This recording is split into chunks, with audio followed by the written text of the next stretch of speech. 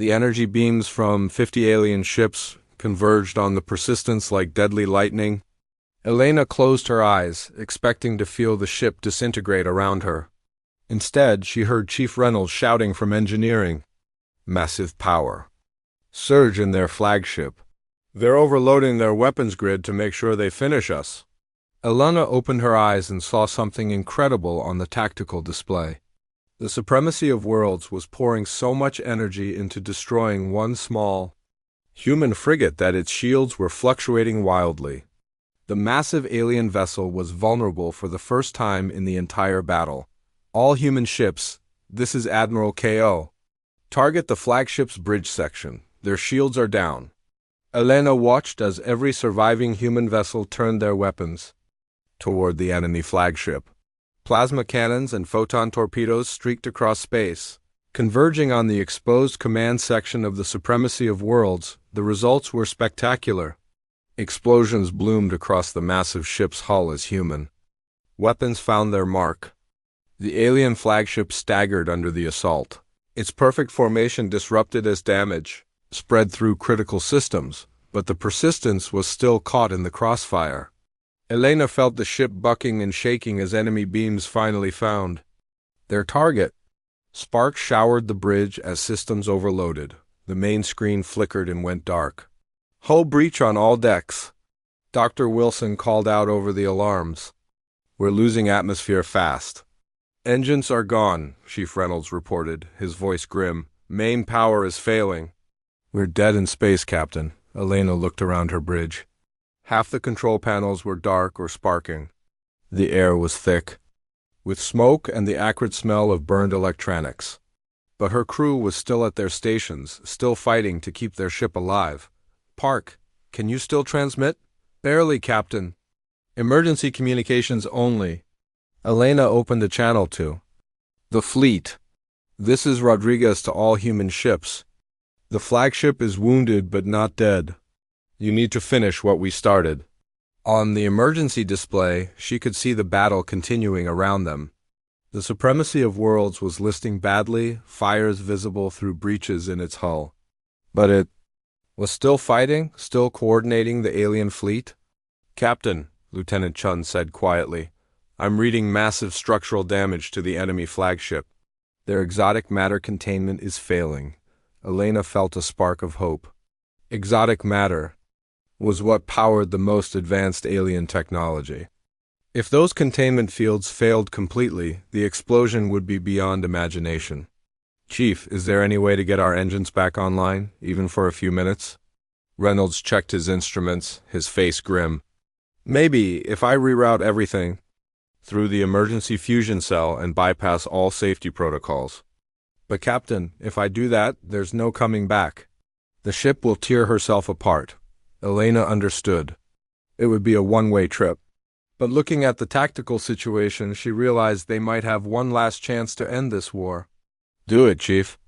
Give me whatever power you can. As Reynolds worked frantically to restore engine power, Elena opened a ship-wide channel. All hands, this is the captain. I won't lie to you. Our ship is dying and we probably won't make it home. But we have one last chance to save Kepler Station and everyone on it. She paused, looking at the faces of her crew.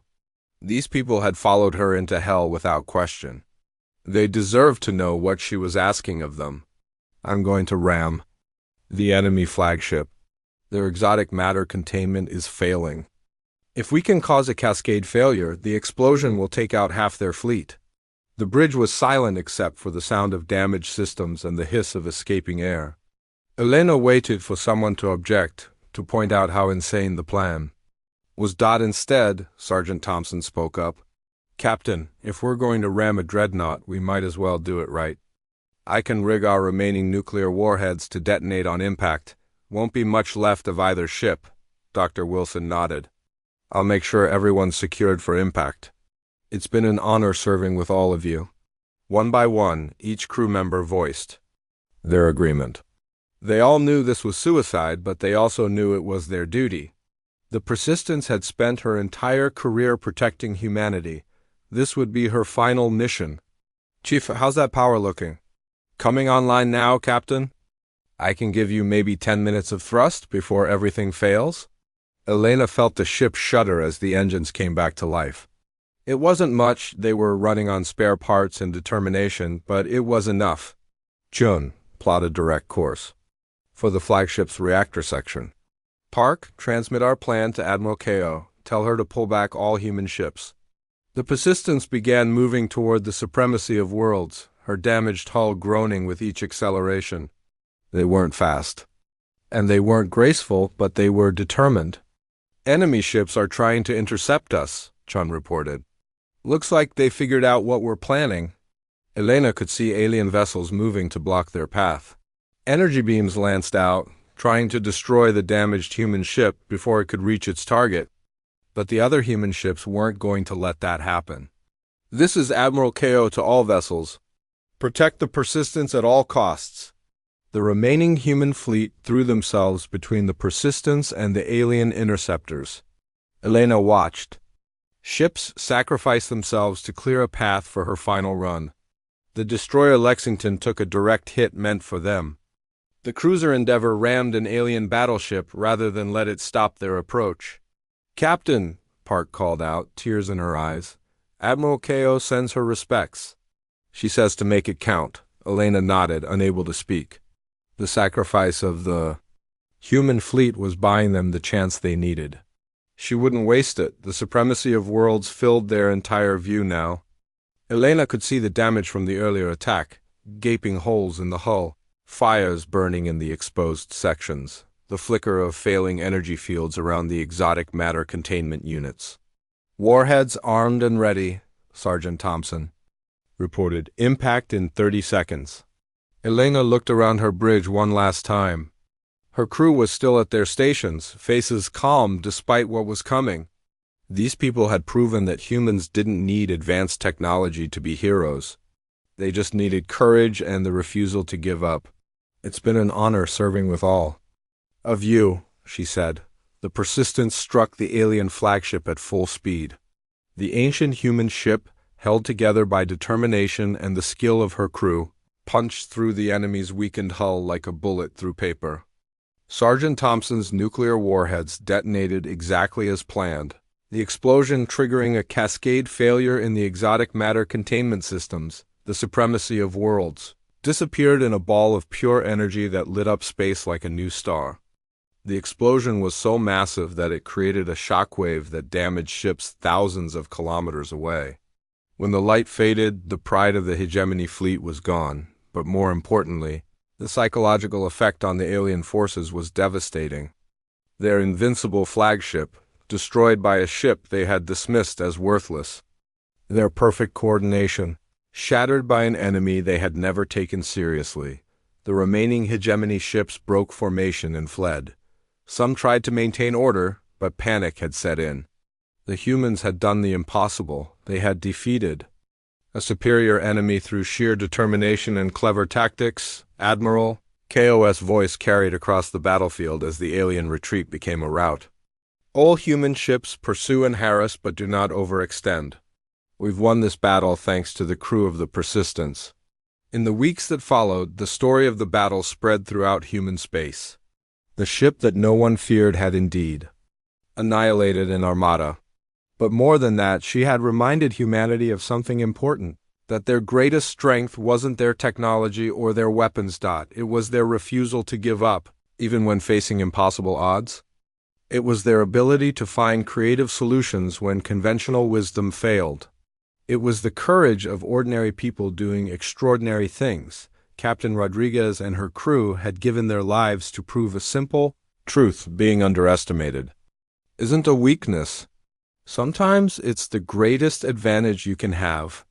The galaxy would never make the mistake of dismissing human determination again. The night shift at the Kepler Observatory was supposed to be quiet. Dr. Rebecca Torres had been staring at the same star charts for 3 hours, her coffee growing cold as she tracked routine stellar observations. Outside, the desert wind howled across the Chilean mountains, but inside the control room, everything felt still and ordinary. Then the computer started beeping. At first, Rebecca thought it was just another glitch. The deep space sensors were always picking up cosmic dust or random radio bursts from distant galaxies. She almost ignored it completely, but something about the pattern made her pause. The signal was too regular, too structured. It wasn't coming. From empty space, she leaned forward, her heart starting to race as she adjusted the telescope's focus. The data streaming across her screen didn't make sense at first. There was definitely something orbiting Proxima Centauri, but it was huge. Way too huge to be natural. "This can't be right," she whispered to herself, running the calculations again.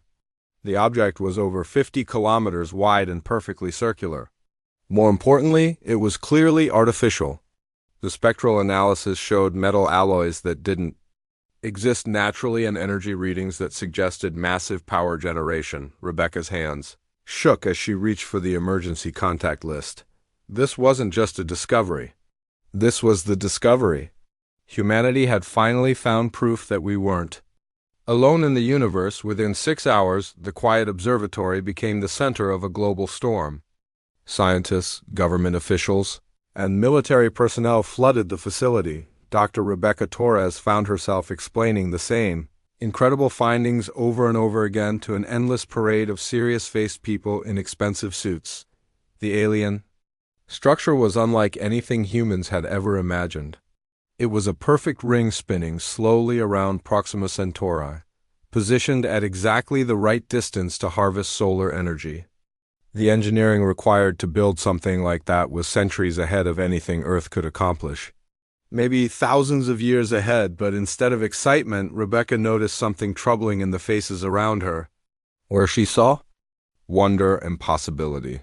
Others saw danger and threat. General Harrison Webb arrived on the second day with a team of military analysts.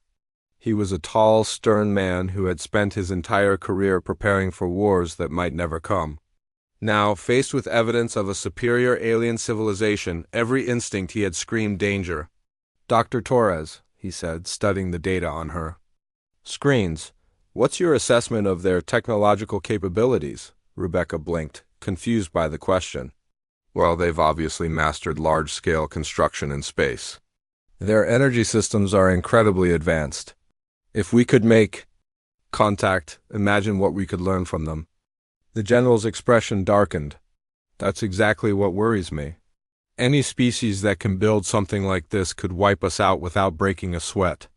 The emergency session of the United Nations Security Council convened in New York 3 days after the discovery. World leaders gathered in the famous circular chamber, but the mood was far from celebratory. Fear hung in the air like a thick fog. Rebecca watched the proceedings on a secure video link from the observatory, growing more horrified by the minute. Instead of discussing peaceful contact or scientific exchange, the conversation focused entirely on military preparedness and defensive strategies. "We have to assume hostile intent," declared the representative from the United States. "Any civilization advanced enough to build orbital habitats could see us as insects to be crushed." "But we don't know anything about their intentions," Rebecca protested through the video feed. "They might be peaceful. They might want to help us." General Webb, who had flown to New York for the session, stood up slowly. "Dr. Torres, with respect, we can't afford to be naive. In every conflict throughout human history, the side with superior technology has dominated the side without it. We're looking at beings who are potentially centuries ahead of us. If they decide we're a threat or even just an inconvenience, we won't stand a chance." The debate continued for hours, but Rebecca could see which way the wind was blowing. Fear was winning over curiosity. Paranoia was defeating hope. Behind closed doors, an even more troubling conversation was taking place. The world's most powerful nations were discussing options that made Rebecca's blood run cold. They weren't talking about sending diplomats or scientists. They were talking about weapons. "The UES Harbinger is our most advanced vessel," explained Admiral Catherine Ross, spreading technical specifications across the table. "Officially, it's an exploration ship, but it carries enough firepower to level a small continent." The plan that emerged from those secret meetings was breathtaking in its audacity and terrifying in its implications. Earth would not send a peaceful delegation to make first contact with an alien civilization. Instead, they would send humanity's most lethal warship, disguised as an exploration vessel but loaded with experimental weapons and crewed by military personnel trained for first strike operations. "We'll approach under the guise of peaceful exploration," General Webb explained to the assembled leaders. "But if these aliens show any sign of hostile intent, or if their technology proves too dangerous to allow them to continue existing, we'll be ready to act decisively." Rebecca learned about the real plan purely by accident. She overheard Admiral Ross talking on a supposedly secure phone line about neutralizing the alien threat before it becomes unstoppable. The words hit her like a physical blow. She tried to protest, tried to contact other scientists who might support peaceful contact, but found herself suddenly cut off from all official communications. Her security clearance was revoked, and she was politely but firmly informed that her services were no longer required for the project. As she packed her belongings from the observatory, Rebecca watched the news reports about humanity's historic mission of peaceful exploration to make contact with alien life. The lies came so easily to the officials being interviewed. They spoke of science and diplomacy while secretly preparing for war. The UES Harbinger launched from Earth's orbital shipyard just 6 weeks after the discovery. To the world, it looked like humanity's greatest adventure. Scientists and explorers heading out to meet our cosmic neighbors for the first time. Children watched the launch with wonder, dreaming of the day they might travel to the stars. But Rebecca knew the truth. Hidden in the Harbinger's cargo bays were weapons designed to crack planets.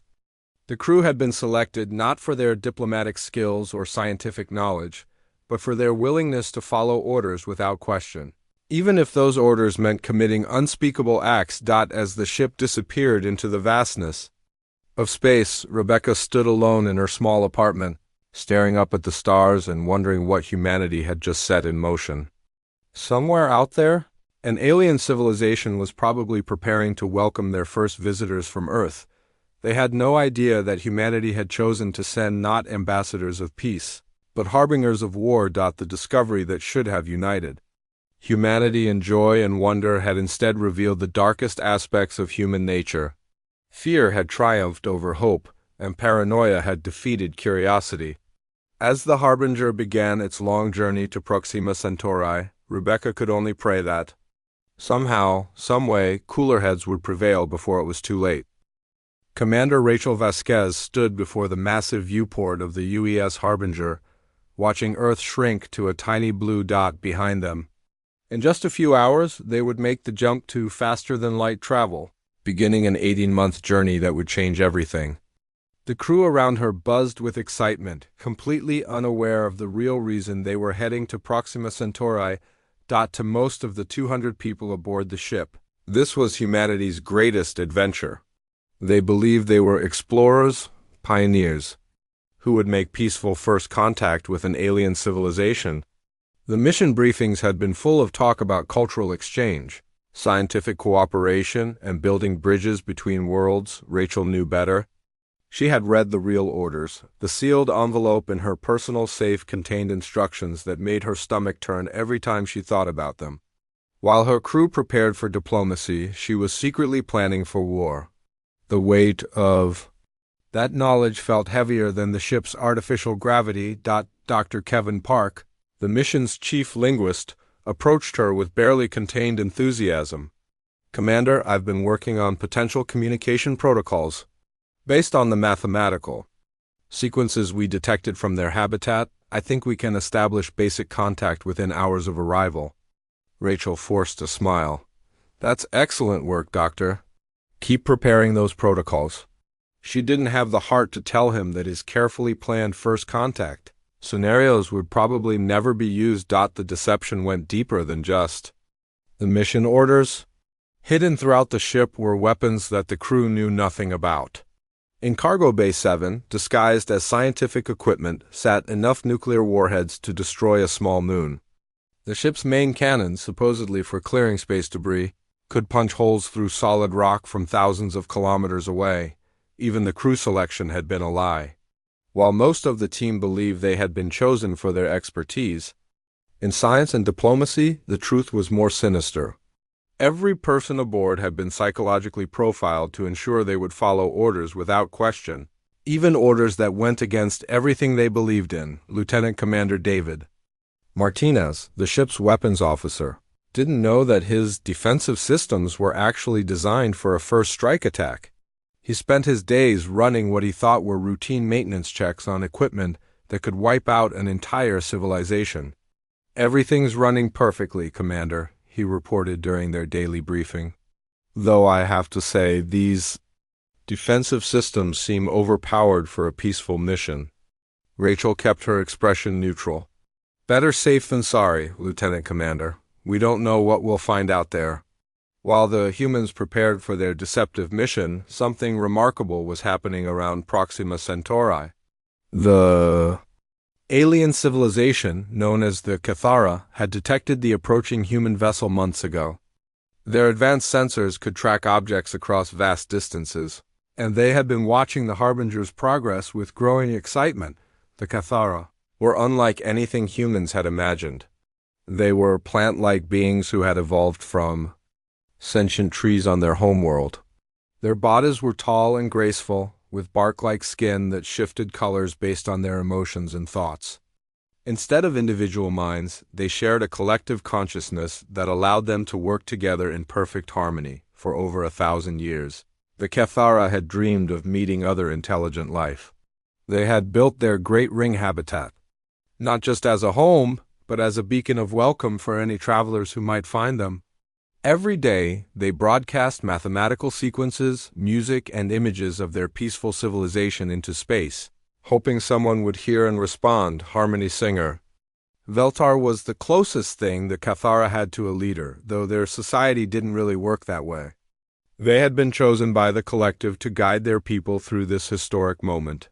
For 50 years, Veltar had studied the mathematics and science of other worlds, preparing for the day when contact would finally come. When their sensors detected the human ship, Veltar felt the collective consciousness surge with joy and anticipation.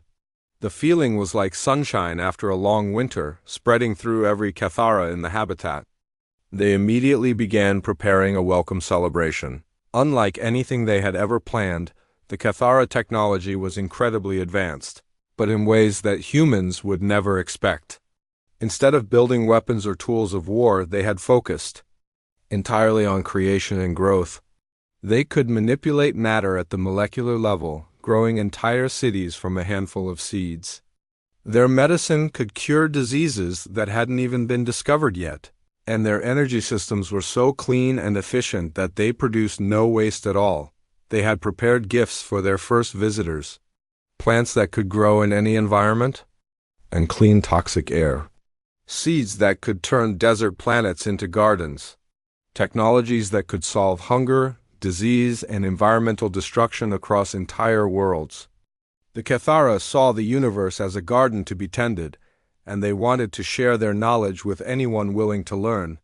Back on the Harbinger, the crew continued their daily routines, completely unaware of the preparations being made for their arrival. Dr. Lisa Chun, the mission's xenobiologist, spent her time studying theoretical alien biology, never imagining that the beings they were approaching had already solved problems that had puzzled Earth scientists for centuries. "Based on the energy signatures we're detecting," she explained to a group of junior officers, "these aliens must have mastered fusion power, maybe even something beyond that. The applications for clean energy alone could revolutionize human civilization." Chief Engineer Tom Wilson nodded enthusiastically.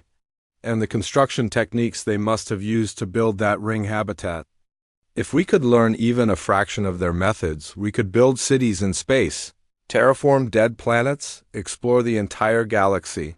Rachel listened to these conversations with growing dread. Her crew was so hopeful, so excited about the possibilities that lay ahead. They had no idea that their mission was designed to destroy everything they hoped to learn. The psychological pressure of maintaining the deception was taking its toll on Rachel. She found herself lying awake at night, staring at the ceiling of her quarters and wondering if she was making the biggest mistake in human history. The sealed orders in her safe felt like a bomb waiting to explode. Not just literally but morally as well. Her second in command, David Martinez, had started to notice her strange behavior. During their private briefings, he would catch her staring off into space with a haunted look in her eyes. "Commander, are you feeling all right?" he asked one evening after a particularly tense meeting. "You seem distracted lately?" Rachel forced another smile. "Just the pressure of the mission, Lieutenant Commander. First contact with an alien civilization isn't exactly routine procedure." But David wasn't convinced. He had served with Rachel for 5 years and had never seen her this troubled. Something was wrong, but he couldn't figure out what it was. As the Harbinger continued its journey through space, both species prepared for a meeting that would determine the future of two civilizations.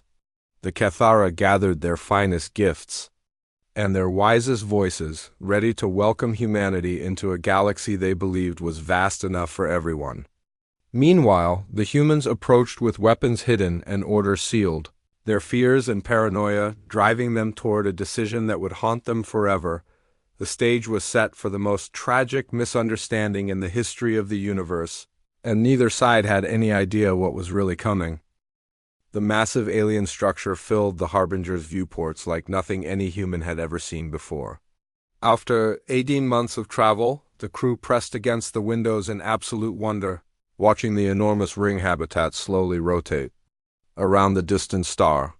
It was beautiful beyond imagination, covered in what looked like gardens and crystalline towers that caught and reflected starlight in dazzling patterns. "My God," whispered Dr. Lisa Chun, the mission xenobiologist, her voice barely audible. "It's like they built paradise in space." Commander Rachel Vasquez stood behind her crew, watching their faces light up with amazement and excitement. For a moment, she almost forgot about the sealed orders locked in her safe. The structure was so magnificent, so clearly the work of an advanced and peaceful civilization, that the idea of destroying it seemed impossible. But then her communication officer spoke up. "Commander, we're receiving a transmission from the habitat. It's music." The bridge fell silent as the alien melody filled the air. It was unlike anything humans had ever heard, but somehow it felt familiar. The harmony seemed to speak directly to the soul, conveying emotions of welcome, joy, and friendship without needing any words. Lieutenant Commander David Martinez turned to Rachel with tears in his eyes. "Commander, they're welcoming us. This is really happening. We're making first contact." Rachel's heart felt like it was being torn in two. Everything about this moment was beautiful and historic, but she knew it was about to become a nightmare. Her secure communication linked to Earth crackled to life, and General Webb's cold voice cut through the wonder like a knife. "Harbinger, this is Earth Command. Assess the threat level immediately. We need to know their defensive capabilities." The Cathara habitat, which they called Haven, was unlike anything human engineers could have imagined. Instead of metal and concrete, the massive structure seemed to be grown rather than built. Bioluminescent plants provided light, while transparent tubes carried what looked like liquid starlight throughout the ring.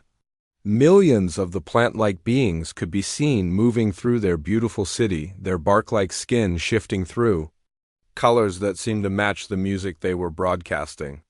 "Commander," called out the ship's communications expert, "I'm picking up multiple signals from the habitat. Mathematical sequences, star charts, and I think they're trying to teach us their language." Dr. Kevin Park, the mission linguist, was practically bouncing with excitement. "The mathematical sequences are based on prime numbers, just like we theorized. And these language patterns, Commander, I think I can establish basic communication within hours." But Rachel wasn't listening to her crew anymore. Her private communication channel was buzzing with increasingly urgent messages from Earth. Military analysts had been studying the transmitted data, and their conclusions were terrifying the people in charge. "Harbinger, the energy readings from that structure indicate technology far beyond our capabilities," came another message from General Webb. "Their biotechnology could be weaponized in ways we can't even imagine. You have your orders." Rachel looked at the sealed envelope she had finally retrieved from her safe. Her hands shook as she broke the seal and read the words that would change everything. The orders were clear and brutal: assess the alien technology, and if it posed any potential threat to Earth, eliminate it completely. A small ship detached itself from the alien habitat, gracefully approaching the Harbinger. It was beautiful, looking more like a living creature than a machine, with flowing lines that seemed to pulse with gentle light. The vessel moved without any visible propulsion, simply gliding through space as if it were swimming through water. "Commander, they're sending a delegation," reported the sensor operator. "One ship, no weapons detected. It's heading straight for us." Inside that approaching ship, Harmony singer Veltar felt the collective consciousness of their people sharing in this historic moment. The Kethara had been preparing for this day for generations, and now it was finally here. They had carefully selected gifts that could help any species they might encounter, seeds that could grow in any environment, knowledge of clean energy, and medical discoveries that could extend life across the galaxy. Veltar's skin shifted to warm golden hues, reflecting the joy and anticipation felt by every Kethara in Haven. They had prepared a translation device that could learn any language, and cultural recordings that would help the visitors understand their peaceful way of life. Most importantly, they carried samples of plants that could reverse environmental damage and cure diseases, thinking that any spacefaring species might need such gifts. "Commander," Dr. Chun called out urgently, "the readings from that approaching ship are incredible. They're using some kind of biotechnology we've never seen before. If we could study it, we could revolutionize medicine, energy production, even space travel itself." But Rachel wasn't thinking about scientific advancement anymore. Earth Command had made their position clear. This technology was too dangerous to be allowed to exist. Any species that could manipulate matter at the biological level could theoretically create weapons that would make nuclear bombs look like firecrackers. "All hands, this is the commander," Rachel announced over the ship's intercom, her voice steady despite the turmoil in her heart. "We are moving to yellow alert. This is a precautionary measure only." Her crew looked confused. The approaching alien vessel showed no signs of hostility, and the transmissions from the habitat continued to be welcoming and peaceful. But Rachel had read intelligence reports that painted a different picture.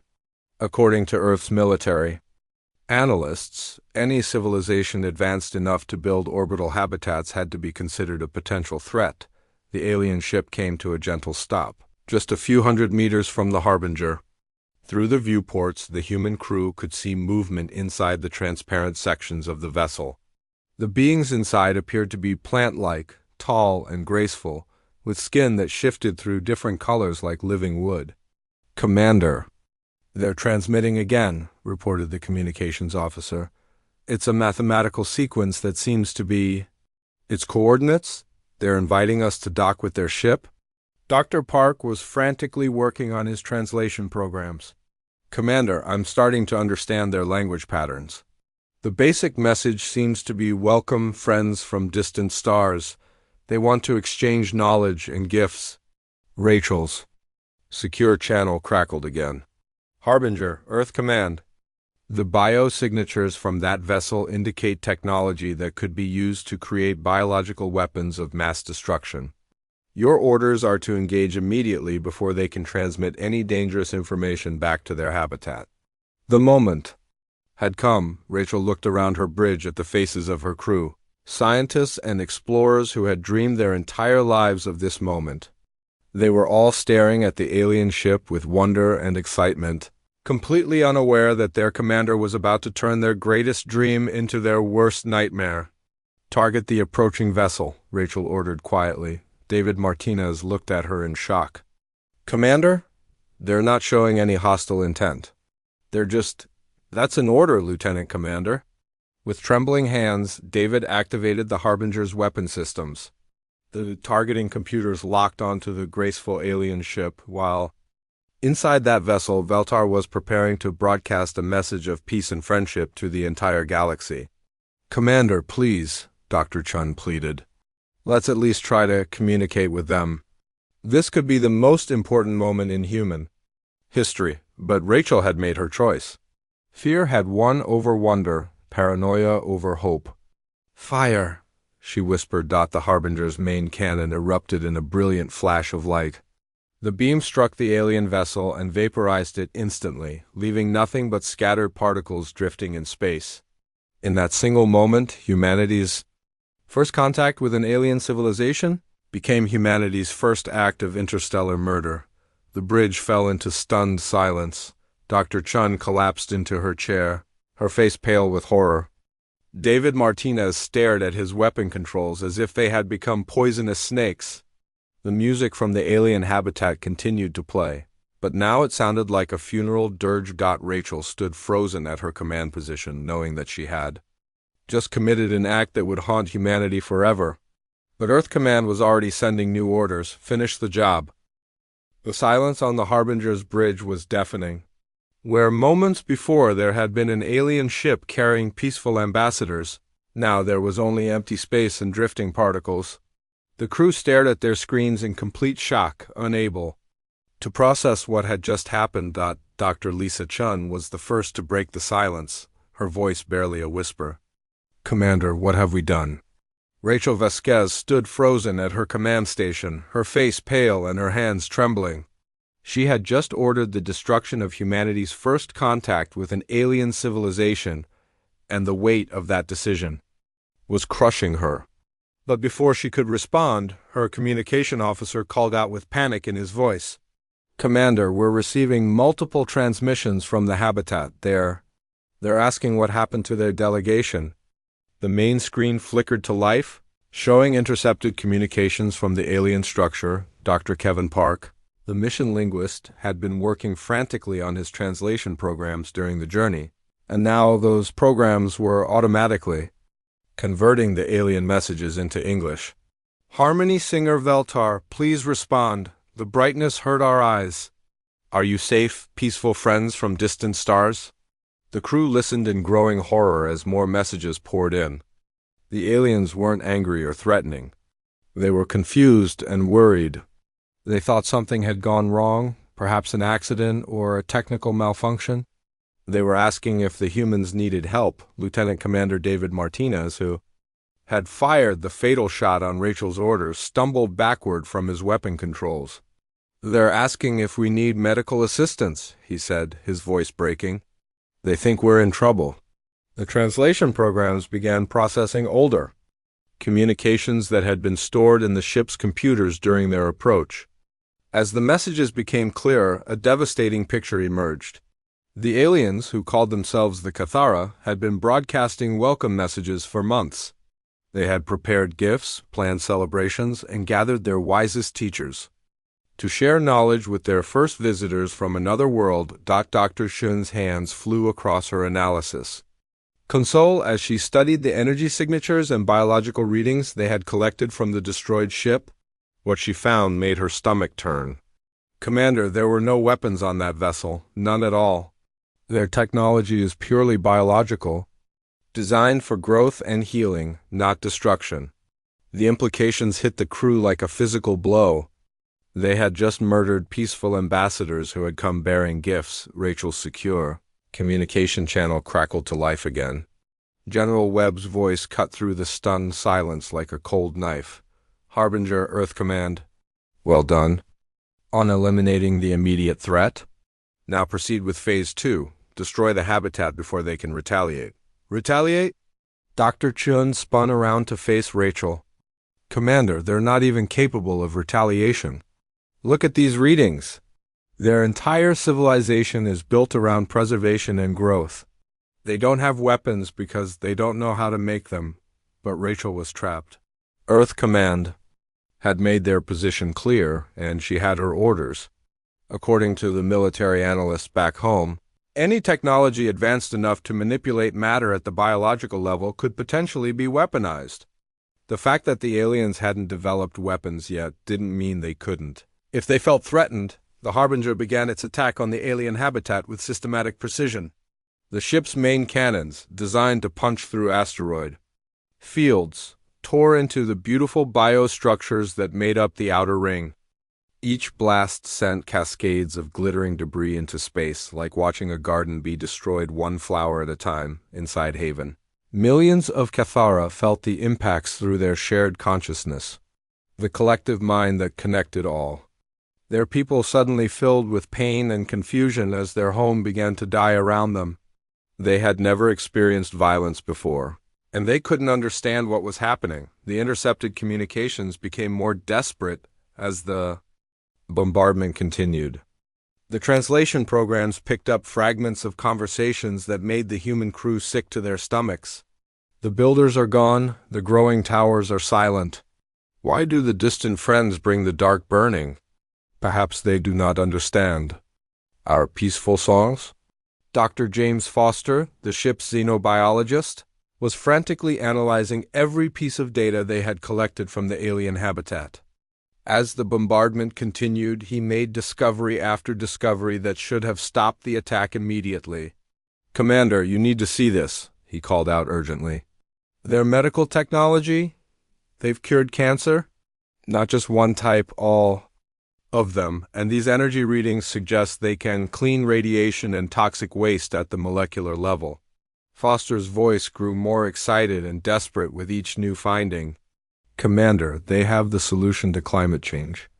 These biological systems can convert carbon dioxide into oxygen at rates we never thought possible. They can grow food in any environment, cure genetic diseases, extend human life by centuries." The crew gathered around Foster's station, staring at readings that represented everything humanity had been desperately searching for. Clean, unlimited energy, medical miracles, environmental restoration, space colonization technology. It was all here, freely offered by a species that wanted nothing more than to share their knowledge with new friends. David Martinez left his weapon station and walked over to the group, his face twisted with anguish. "Commander, we're destroying the answers to every problem facing Earth. These beings could have saved our planet." Rachel felt the walls of command closing in around her. Her crew was looking at her with growing horror and disbelief, while Earth Command continued to send increasingly urgent orders to complete the mission. The military brass back home were convinced that they were preventing an alien invasion, but the evidence before them told a completely different story. The Cathara made one final attempt to reach out to the humans. Harmony singer Veltar, wounded but alive in the deepest sections of Haven, managed to broadcast a complete record of their civilization directly to the Harbinger. The transmission included their entire history, their philosophy of life and growth, and detailed information about every technology they had developed. Dr. Park's translation programs worked overtime to process the massive data dump. As the information flowed across the screens, the crew saw the truth about the beings they were destroying. The Cathara had evolved from plants on a world where cooperation was the only way to survive. They had never developed the concept of war because violence was literally impossible in their shared consciousness. Hurting another being would mean hurting themselves. Their technology was miraculous, precisely because it was based on life rather than destruction. They could grow cities from seeds, heal any injury or disease, and create energy systems that enhanced rather than depleted their environment. They saw the universe as a vast garden to be tended, and they wanted to share that garden with anyone willing to learn. "Commander, please," Dr. Chun begged, tears streaming down her face. "Look at what we're doing. These beings are everything we could aspire to become. They're not a threat. They're our salvation." But Earth Command had already made their decision based on fear and military doctrine. The final order came through Rachel's secure channel with devastating clarity. "Harbinger, target the habitat's core structure. End this threat permanently." Rachel looked around her bridge at the faces of her crew. Scientists and explorers who had believed they were making history through peaceful contact now realized they were committing genocide against the most advanced and benevolent civilization humanity had ever encountered. The weight of command had never felt heavier. Rachel knew that the next order she gave would determine not just the fate of the Cathara, but the future of humanity's soul. As she looked at the beautiful dying habitat on her screen, she realized that they weren't just destroying an alien civilization, they were destroying everything good that humanity could have become.